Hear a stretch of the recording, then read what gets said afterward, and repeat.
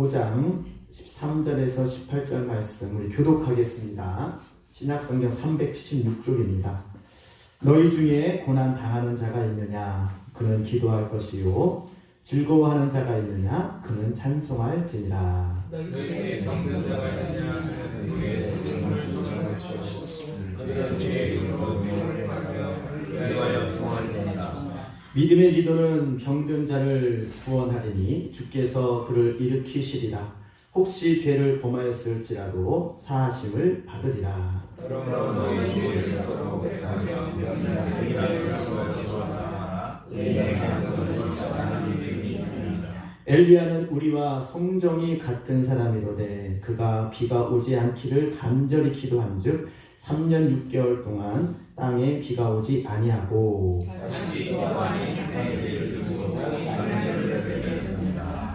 아멘. 전에 행복을 불렀는데요. 행복해 보입니까? 아멘.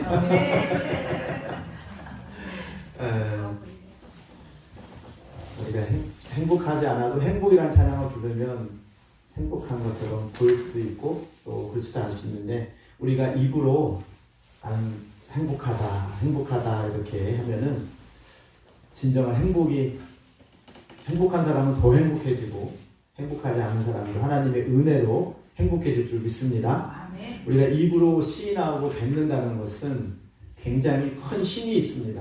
아멘. 이게 우리에게 또 말에 그런 큰 능력을 주셔가지고 그 말로 시인해서 선포하면 그 선포하는 대로 이루어지는 줄 믿습니다. 그게 하나님께서 우리에게 주시는 그 능력 중에 하나입니다. 그래서 우리가 세상 말로는 말이 씨가 된다라는 말이 있잖아요. 그래서 이 하나님 말씀도 말이잖아요. 그렇죠? 아멘.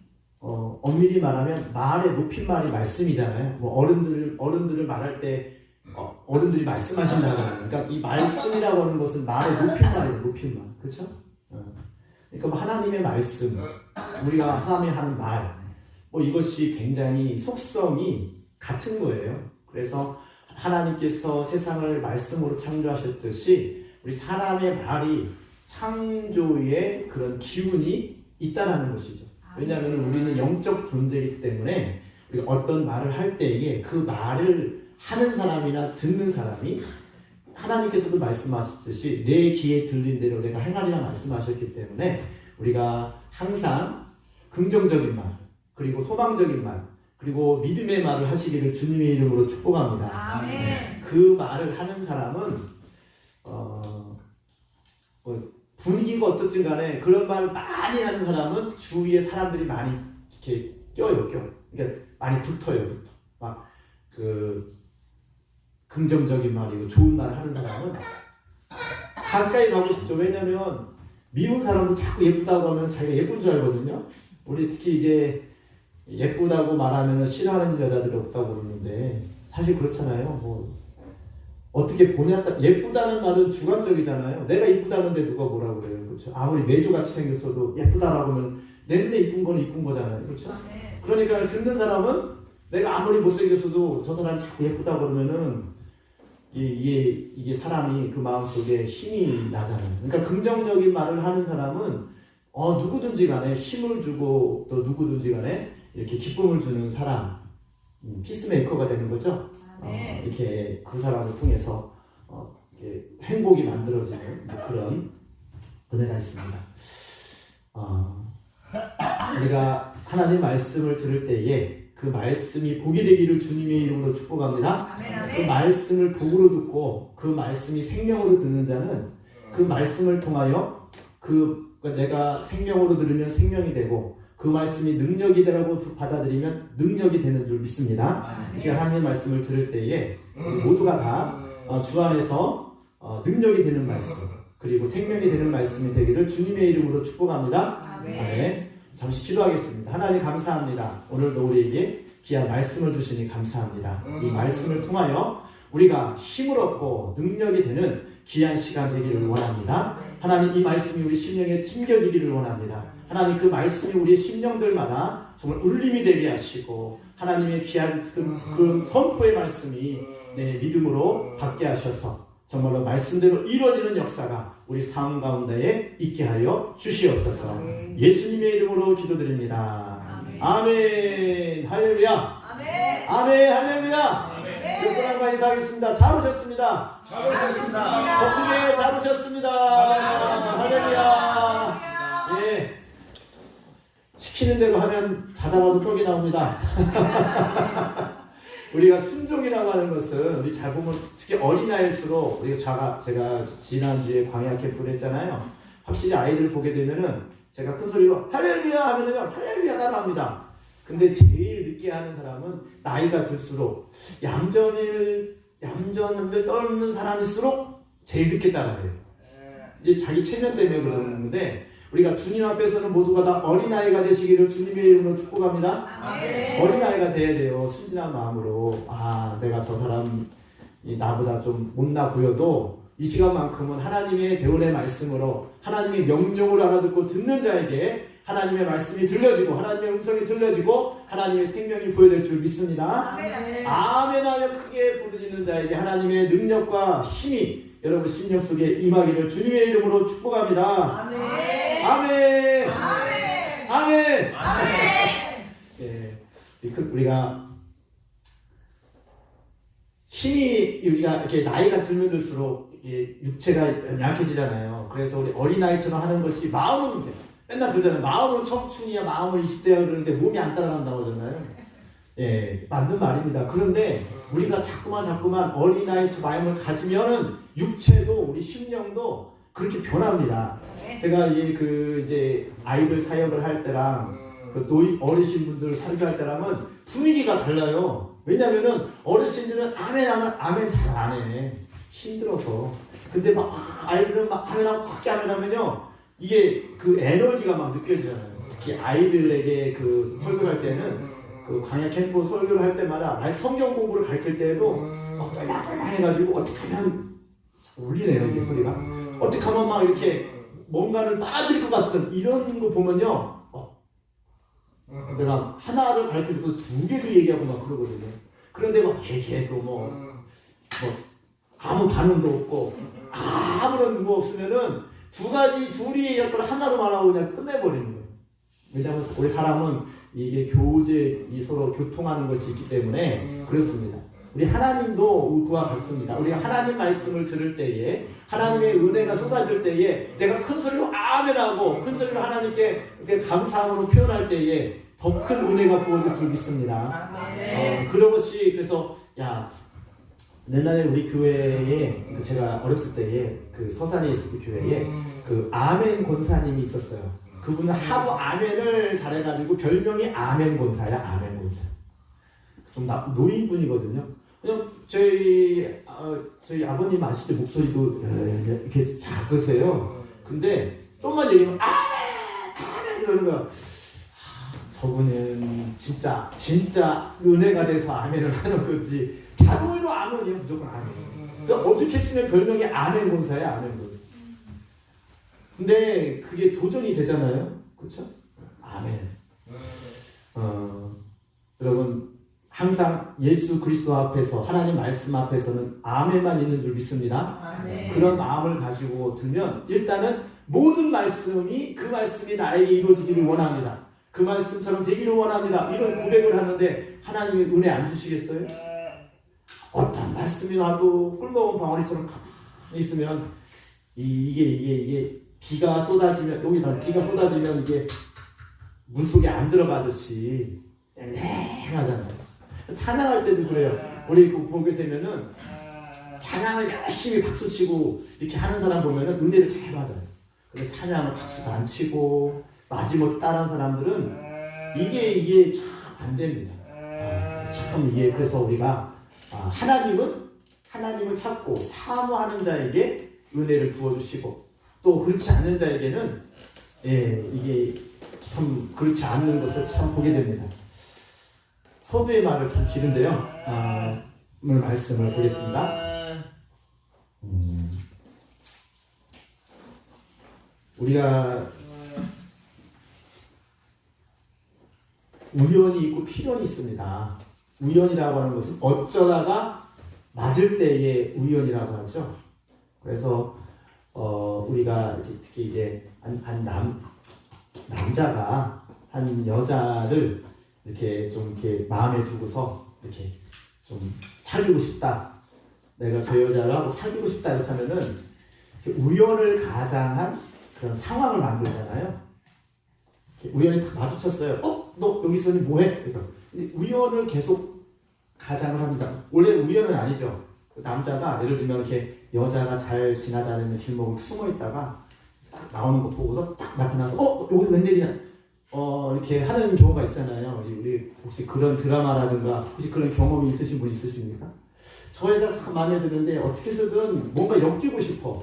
그러면 그 여자가 가는 길목이라든가 그 여자가 가는 뭐 동아리라든가 어디 근처에 숨어 있다가 너도 여기 있니? 나도 여기 있네?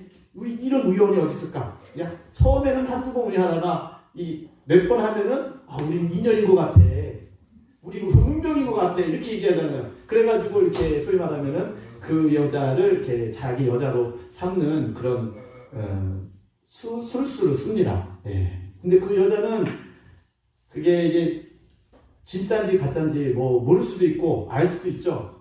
눈치가 빠른 사람들은 이 남자가 나한테 작업을 부는구나 이렇게 아는 사람이 있거든요. 그렇지 않은 사람은 정말 우리 인연인가 봐 해가지고 승수하면 그게 속아서 넘어가잖아요. 근데 그것이 뭐 그 여자를 속이는 건 아니잖아요. 그런 열정을 가지고 하는 것인데, 자, 오늘 이런 말씀을 왜 드리냐면은 우리가 참 이런 말을 들은 적 있어요. 하나님의 주권적인, 하나님의 입장에서 볼 때는 절대적인데, 우리 사람의 입장에서 볼 때에, 하나님의 역사를 볼 때에, 이런 말씀을 하시는 목사님 봤어요. 될 사람은 되고, 안 될 사람은 안 된다. 이게 무슨 얘기냐면은, 어떤 목사님은 볼품이 없는 것 같은데, 교회가 참 부흥된단 말이에요. 어떤 목사는 열심히 하는데 안 된단 말이야. 근데 그걸 잘 관찰해 보니까 하나님의 관점이 아니에요. 이 사람의 관점이에요. 어떤 목사는 부흥이 될 놈이라고 죄송합니다. 될 사람은 교회에 와도 병 고침 받을 사람만 온다는 거예요. 이해가 되세요? 그러니까 그 목사님이 능력이 있는 게 아니라 그 사람이 와가지고 병을 고침 받을 만한 그러한 은혜나 능력이나 믿음이 있는 사람만 그 교회에 온다는 거예요. 그러면 와가지고 나는 이 교회 와서 은혜 받아가지고 병 나섰다. 그런 소문이 나면은 사람들이 모여든다는 거죠. 이게 세상적인 관점인 거예요. 또 어떤 사람이 열심히 하는데 아무리 기도해줘도 병이 안 낫고 아무리 해도 안 돼. 그러니까 병 걸려 죽을 사람만 교회에 온다. 이런 교회는 그 교회가 안 된다는 거예요. 이게 세상적인 말인 것 같은데 한번 곰곰이 생각해 보세요. 저 교회를 가기만 했더니 병이 나서 원래 병을 고침 받을 사람만 오는 거야. 고침 받을 사람 왔기 때문에 우연이라고 세상적인 말로 표현을 하는 겁니다. 그러니까 소위 말하면 될 사람은 된다는 거예요. 우연찮게 병이 고쳐졌어. 근데 그런 사람이 계속 보면은 그 교회는 부흥된다는 거예요. 그래서 그런 것들이 정반대의 시선으로 보는 거죠. 하나님의 시선에서 하나님의 능력으로 고치는 게 아니라 원래 저 사람은 어느 교회 가든지 병이 고칠 사람이야. 그 사람이 하필이면 이 교회에 온 거예요. 바꿔서 생각을 하는 거예요.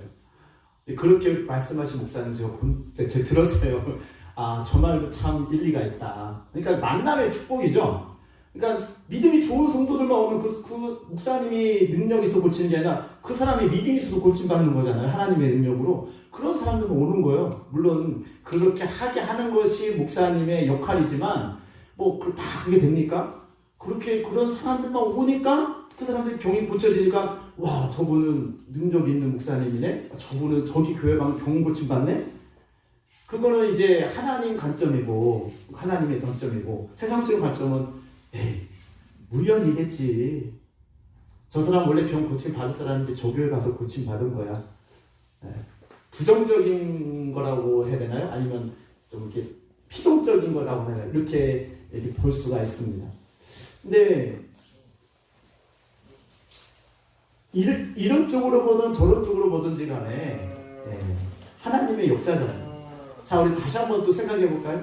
제가 이렇게 홍해가 정말로 갈라졌느냐 갈라지지 않았느냐 실제로 신학교에서나 그 자유주의 신앙이나 에서는 어떻게 모세가 이렇게 홍해를 걸러서 갔느냐 갈대밭이기 때문에 원래 거기는 이렇게 사람이 갈 수 있는 지역에서 이렇게 얘기하는 정말 이렇게 그런 진리한 것을 하나님의 것을 부정하는 사람 이렇게 말하는 사람이 있습니다. 자 그러면은 저는 또 이렇게 우연을 가장해서 한번 설명해 보겠습니다. 아니 모세가 손을 들 때 하필이면 바람이 불어가지고 거기서 이렇게 우리가 그 자연 이상적인 현상이라는 게 있잖아요, 그죠? 갑자기 동풍이 불어가지고 원래 그 시간에 갈라지기로 되어 있는데 하필 그때 모세가 손을 들은 거야. 이렇게 거꾸로 생각을 하는 거예요. 그러니까 모세가 손을 들어서 홍해가 갈라진 게 아니라 원래 홍해가 갈라지려고 바람이 이미 이렇게 불어서서 그 타이밍에 이 모세가 손을 드는 거야. 이렇게 생각할 수 있지 않을까요? 우연히 일치라는 게 있잖아요, 그죠? 우리가 저 사람과 우연히 만났는데 필연적인 게 아니라 우연히 만날 수 있잖아요, 그죠? 우연히. 그리고 또 내가 어떤 사람에게 기도를 해줬는데 그 사람이 내가 기도해줘서 나은 게 아니라 원래가 낯설 사람인데 내가 기도해줄 때 하필 그때 병이 나선 거야. 이게 인본주의적인 그 생각을 할 수 있잖아요. 근데 이래든 저래든 간에 중요한 것은 무엇이냐면 무엇을 말씀드리고자 하면은 우리가 어떤 일을 할 때에 그 우연이라는 것이 계속 반복되면은 그게 필연이라고 했죠. 그렇죠? 그게 그 사람의 능력이 되고 그것이 정말로 운명이 되는 우리 여자를 만날 때 한 번 만나면 우연이지만 두 번 만나면 인연이 되고 세 번 만나면 운명이 되는 것과 같이 우리가 그런 우연이 되는 것이 그래서 하나님의 역사는 뭘까라고 생각을 해봤습니다. 하나님께서는 이 세상적인 이런 이 신앙적인 그런 것을 절대적으로 생각하는 것이 아니라 인간적인 생각으로 볼 때에 하나님의 역사는 뭘까? 모든 것을 주관하시는 하나님을 믿으면서 우리가 하는 것도 주의 능력인데 하나님께서 그 운영하시는 그 운영 안에 내가 그 운영 안에 그것을 맡길 때에 하나님과 일치가 될 때에 하나님의 능력 안에서 내가 행하게 되는 거죠. 예를 들면은 이 사람이 병을 고칠 사람인데 하나님께서 그거를 이미 예지하셔서 기도하게 하시는 거예요. 그러면 하나님의 그 권능의 그 역사 안에서 나를 통하여서 한다는 것도 맞고 하나님의 그 역사 안에서 내가 그것에 합류해가지고 하나님께서 하시는 일을 내가 동참하는 또 그런 것으로 해석해도 되는 것이죠. 오늘 우리가 타이밍인 것 같아요. 타이밍. 내가 기도할 때 안 났고 다른 사람이 기도할 때 났으면 내가 능력이 없고 저 사람이 능력이 있는 겁니까? 예를 들어보세요. 어떤 사람이 병이 났었는데 내가 기도하면 병이 안 났어. 근데 저 사람이 기도하니까 났었어. 그러면 이건 어떻게 돼요? 그 사람이 능력이 있는 겁니까? 제가 능력이 없는 겁니까? 그러니까 하나님의 그 절대적인 그런 섭리 안에서 우리가 하나님의 섭리와 하나님의 운영하심을 내가 믿음으로 말미암아 그러니까 하나님의 마음이 합한 자, 하나님의 그런 운영하심이 합할 때에 하나님이 움직이실 때에 내가 투입이 되는 거죠. 그러면 그 나를 통하여서 한다는 것도 맞지만은 엄밀히 말하면 하나님이 하시는 거잖아요. 결국은 내가 하는 게 아니라 하나님의 그 섭리에 나를 통해서 내가 잠깐 잠깐 엑스트라로 들어간 거예요. 그 사람에게. 그러니까 우리가 모든 일을 내가 한 게 아니라 주님이 하셨다고 말하지 않습니까? 그러니까 내가 능력이 있어서 한 게 아니라 하나님의 그 운영과 그 하심에 따라서 내가 그 운영을 할 수 있는 그런 도구로 잠깐 사용되었다라고 말하는 것이 정확할 것입니다.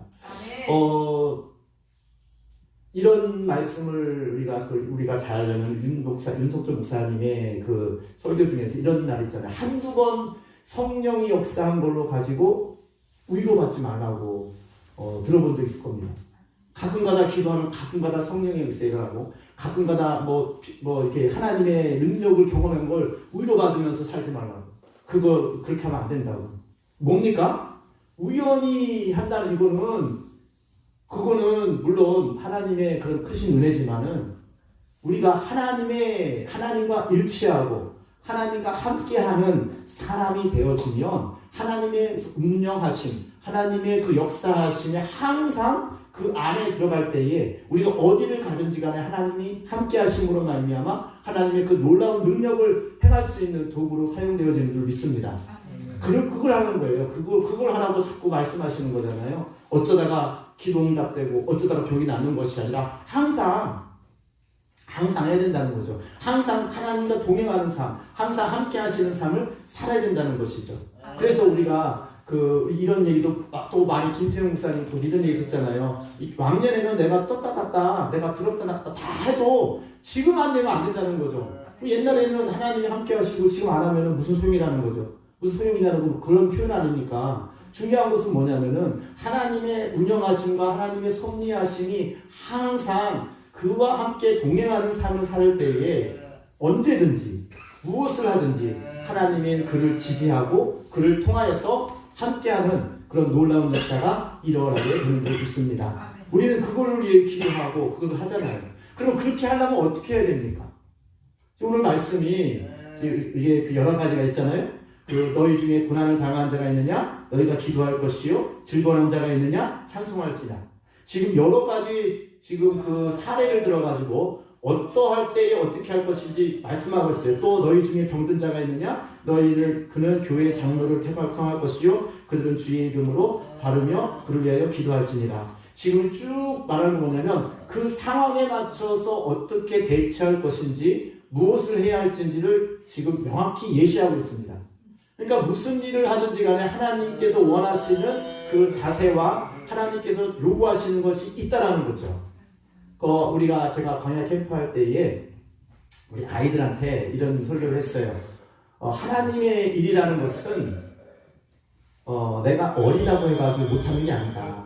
내가 지식이 많고 적고 간에 이게 중요한 게 아니고 내가 좀 믿음이 교회를 오래 다니고 늦게 다니고 이런 걸로 하나님의 일을 하는 게 아니다. 하나님의 일은 하나님의 말씀을 듣고 그 말씀을 믿음으로 선포하고 내가 말하면 그게 하나님의 일을 한다고 제가 가르친 적이 있어요. 근데 이게 무슨 얘기냐면은 우리가 하나님의 일을 한다고 크게 생각할 때가 있어요. 하나님의 일은 무엇입니까? 하나님의 일이 뭐죠? 우리가 하나님의 일을 해야 된다고 하잖아요.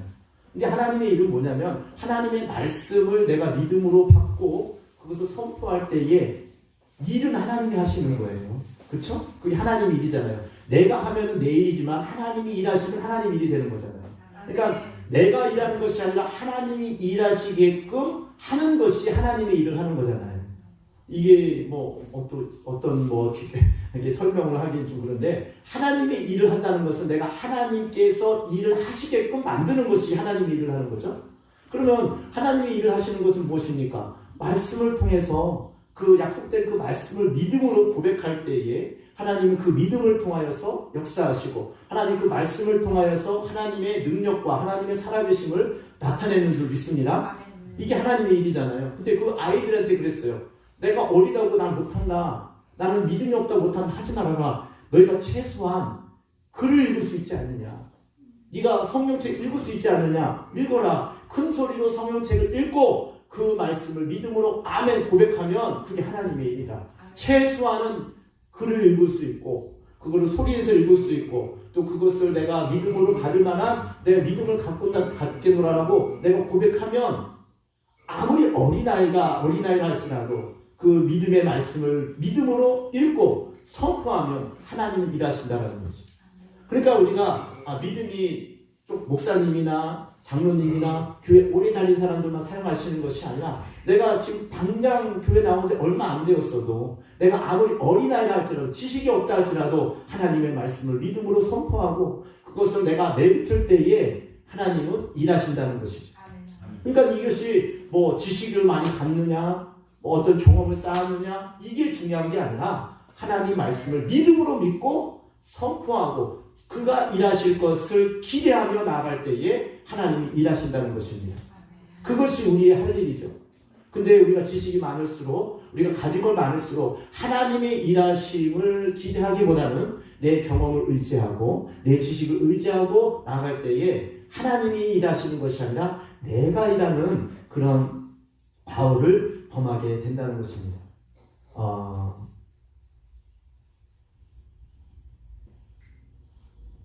오늘은 이 엘리야의 우리 뒤에 보게 되면은 7절에 엘리야는 우리와 성정이 같은 사람이라고 했어요. 이 성정이라는 것은 같은 인품, 같은 지정의를 가진 사람이다라는 뜻이거든요. 근데 이 엘리야가 기도했더니 3년만 동안 비가 오지 아니하고 또 다시 기도했더니 하늘에서 비가 내렸다는 거죠. 근데 그 일을 엘리야만 할 수 있느냐 이거예요. 그게 아니다라는 거예요. 엘리야도 우리와 똑같은 인품을 가졌고 똑같은 지정의를 가진 사람인데 엘리야는 그 일을 했다는 거예요. 그것은 이 말씀이 무슨 의미로 지금 기록되어 있는 겁니까? 너희도 엘리야처럼 할 수 있다 없다? 있다라는 거죠. 우리와 같은 인품을 갖고 있는 같은 사람이기 때문에 엘리야가 그렇게 했듯이 너희도 그렇게 할 수 있다라는 거예요. 근데 엘리야의 이때 역사를 보게 되면 어떻습니까? 같은 사람인데 하나님의 전적인 그런 절대의 말씀을 믿고 선포할 때에 이런 역사가 일어나지 않았습니까? 그런데 똑같은 사람인데 그가 하나님의 그런 놀라운 그 능력과 그것을 믿지 못할 때에 아주 나약한 사람이 되죠. 이세벨이 주기도 할 때에 막 도망갈 때에도 큰 이적을 경험하잖아요. 그러니까 이 비가 온다라고 기도했을 때에 비가 오니까 왕이시여 비가 오니까 비를 피해서 빨리 왕궁으로 돌아가라고 합니다. 그래서 막 뛰어갑니다. 근데 엘리야가 이 아합 이 마차보다도 더 앞서서 달려갔다고 했어요. 소위 말하면 축지법 이거죠. 이게 다 간 거예요. 이것도 엄청난 소위 말하면 이적이잖아요. 근데 이 엘리야가 그런 걸 경험했음에도 불구하고 그 엘리야가 마음이 어떻습니까? 하나님을 믿는 믿음보다도 이세벨이 자기를 죽이고자 하는 마음이 들어가니까 지금 자기가 기도하니까 비가 와요. 그리고 막 뛰어가는데 마차로도 더 빨리 가요. 이거는 초인적인 힘 아닙니까?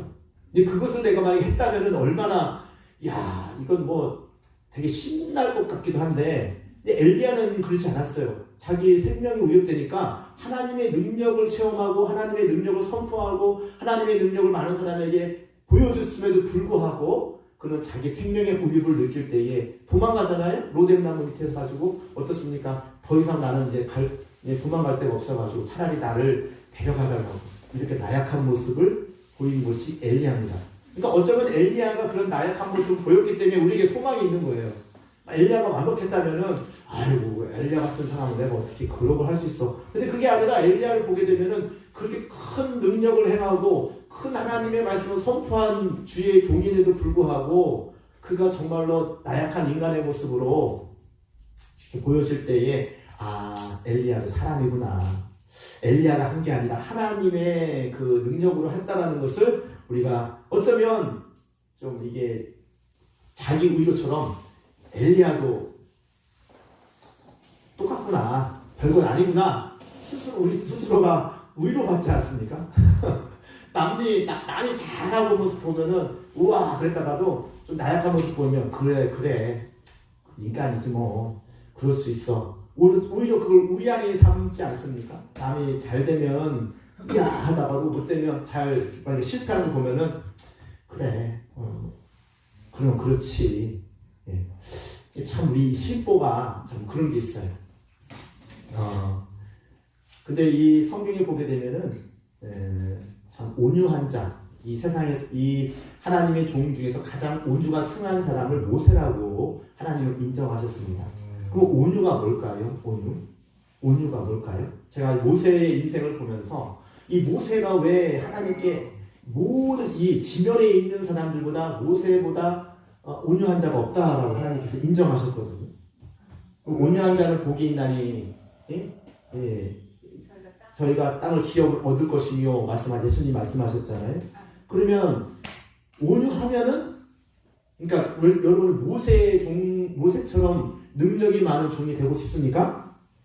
모세처럼 쓰임 받고 싶습니까? 아무도 아멘 안 해. 아멘. 모세처럼 쓰임받고 싶습니까? 아멘. 모세처럼 능력의 종으로 하나님의 붙들려서 큰 일을 하고 싶습니까? 아멘. 그러면 모세처럼 온유해야 돼요. 하나님이 모세를 온유하시기 때문에 쓰신 거거든요. 모세가 어떤 면에서 온유합니까? 그럼 온유가 뭘까 생각을 하게 됩니다. 온유라는 것은 뭡니까? 내 생각을 깨고 하나님 말씀에 굴복하는 게 온유거든요. 처음부터 모세가 온유했습니까?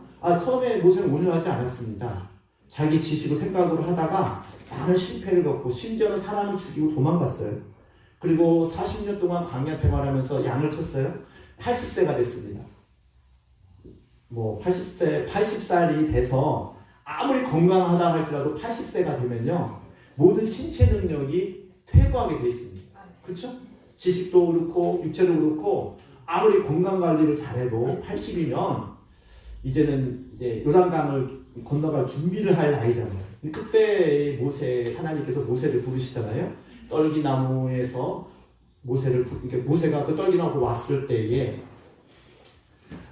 하나님께서 모세에게 뭐라고 말합니까? 야, 여기는 거룩한 곳이니까 신을 벗었잖아요.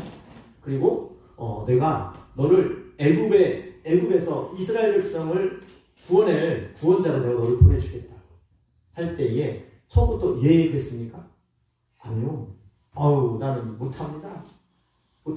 왜 못합니다고 했을까요? 나도 해봤거든요. 40살 때에 자기도 어떻게 해보려고 그때는 왕자의 지위에 있었고 많은 지식을 가지고 있었고 그때는 소위 말하면 80세 때보다는 더 혈기왕성하고 인간적으로 볼 때는 더 능력이 많은 그러니까 육적인 능력이죠. 세상으로 볼 때는 권세라든가 능력이 다 갖춰졌을 때에 모세는 나름대로 자기는 최선을 다해서 자기 민족을 사랑하고 어떻게든 좀 이렇게 해보려고 했던 사람이에요. 근데 실패를 경험했잖아요. 근데 또 그걸 하라고 하니까 지금 자기 육신을 볼 때에 그때는 왕자의 신분이었지만 지금 도망자의 신분이에요. 그때는 힘이 혈기가 있어가지고 뭔가를 해보려고 하는 의욕이 충만할 때인데 지금 의욕도 없어요. 근데 하나님 가라고 하시는 거예요. 그때 모세가 보낼 자를 보내줘서 나는 안 됩니다. 나 못 갑니다. 그랬죠. 근데 그게 제가 온유를 말씀을 드립니다. 온유라는 것은 자기 의지를 꺾고 하나님께 굴복하는 거거든요. 근데 처음부터 모세는 온유한 자가 아니라 그런 것을 못한 것을 말하면서 못한다고 하는 거죠. 근데 여기서 잘 보았으면 좋겠습니다. 여러분 어떤 일을 할 때에 하나님께서 어떤 말씀을 하실 때에 아멘 하고 하는 적이 많습니까? 모세처럼 나는 젊었을 때도 못했는데 전에도 더 능력 있을 때도 못했는데